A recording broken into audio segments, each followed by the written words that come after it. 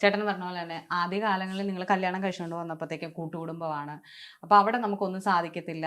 പിന്നീട് നിങ്ങൾ സ്വന്തമായി കഴിഞ്ഞ് കഴിഞ്ഞപ്പം ഇപ്പം ഈ വിഗ്രഹത്തില് ഞാൻ പറഞ്ഞ പോലെ രണ്ടുപേരും ജോലിക്ക് പോകണം. ഇന്നത്തെ കാലത്ത് നല്ല അന്നും ജോലിക്ക് തന്നെ പോകണം. ഇപ്പൊ ഇതുപോലെ ഇപ്പൊ ചേച്ചി ഞാൻ പറഞ്ഞില്ല ചേച്ചിയുടെ വർക്കുകൾ ഇങ്ങനത്തേതായിരുന്നല്ലേ ചേച്ചി? ഇങ്ങനെ ഇതെല്ലാം ഇതെങ്ങനെയാണ് ചേച്ചി ഇവിടെ വന്നിട്ട് ഇങ്ങനെ ഒരു ജോലി ചെയ്യാൻ വേണ്ടി ചെയ്താണോ? അത് കമ്പനിയിൽ പോയപ്പോ അവര് കാണിച്ചു തരും എങ്ങനെയാണ് വരയ്ക്കേണ്ടത് എങ്ങനെയാന്നൊക്കെ. അവര് കുറച്ച് ദിവസം നമുക്ക് പരിശീലനം തരും. അങ്ങനെ ചെയ്ത് പഠിച്ചതാണ്. അപ്പൊ ചേച്ചി ജോലി ചെയ്യാൻ വേണ്ടി അതെ. അതോ വീട്ടിലിരുന്ന് ബോർ അടിച്ചിട്ടാണോ ചേട്ടനെ സഹായിക്കാൻ വേണ്ടി തന്നെ? കാരണം ഒരുപാട് ബാധ്യതകളൊക്കെ ഉണ്ട്. ഒരുപാട് കാലമായിട്ട് ബിസിനസ്സും കാര്യങ്ങളൊക്കെ അല്ല. അപ്പൊ അതിലൊരുപാട് ബാധ്യതകളുണ്ട്. അപ്പൊ അങ്ങനെ ഞാൻ പിന്നെ മോളൊക്കെ ഒന്ന് സെറ്റ് ആയതിനു ശേഷമാണ് സ്കൂളിൽ പോയി തുടങ്ങി. മറ്റേതാ ഞാൻ ആദ്യം മോളെ കൊണ്ടാക്കണമായിരുന്നു. എന്നിട്ട് അവിടെ ഇരിക്കും. എന്നിട്ട് വൈകിട്ട് മോളുടെ കൂടെ വരുള്ളൂ. അപ്പൊ അത്രയും ദൂരമുള്ള സ്കൂളിലാണ് പോയി ചേർത്തിരുന്നത്. ഇപ്പൊ അങ്ങനല്ല. ഇപ്പൊ പിന്നെ മോള് തനിയെ ഇരിക്കാൻ തുടങ്ങി. അങ്ങനെ കുറെ കാര്യങ്ങളൊക്കെ അവൾക്ക് ചെവി കേൾക്കില്ല, സംസാരിക്കത്തുമില്ല. ഇപ്പൊ കുറച്ചൊക്കെ നോർമലായി വരുന്നുണ്ട്. അപ്പൊ അങ്ങനെ ഒരു അവസ്ഥയൊക്കെ ആയല്ലോ. അതുകൊണ്ടാണ് പിന്നെ ഞാൻ ജോലിക്കൊക്കെ പോയി തുടങ്ങിയത്.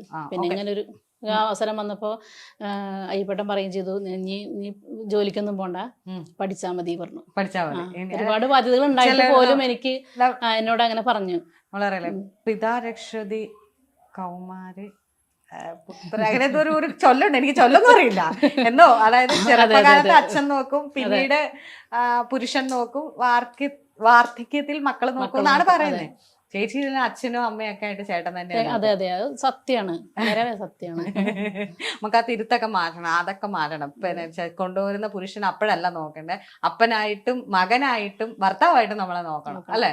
അത് ചേച്ചിക്കായാലും വലിയ കാര്യം. ഞാൻ പറഞ്ഞില്ല, ഈ സ്റ്റോറി ഞാൻ കേൾക്കുമ്പോ എനിക്ക് ചേച്ചി പഠിക്കാൻ പോകുന്നിട്ട് നമുക്കാണെങ്കിലും വീട്ടിൽ നിന്നൊരു സ്ഥലത്തേക്ക് ഇറങ്ങി പോകണമെങ്കിൽ നമ്മൾ ആദ്യം ചിന്തിക്കുന്നത്, നമ്മൾ സ്ത്രീകൾ ചിന്തിക്കുന്നത് വീട്ടിലെ പണി മുഴുവൻ ചെയ്തിട്ട് തീർക്കണം, ഇല്ല തിരിച്ചു വരുമ്പോ അതിന്റെ ഇരട്ടി പണി നമ്മൾ ചെയ്യേണ്ടി വരും.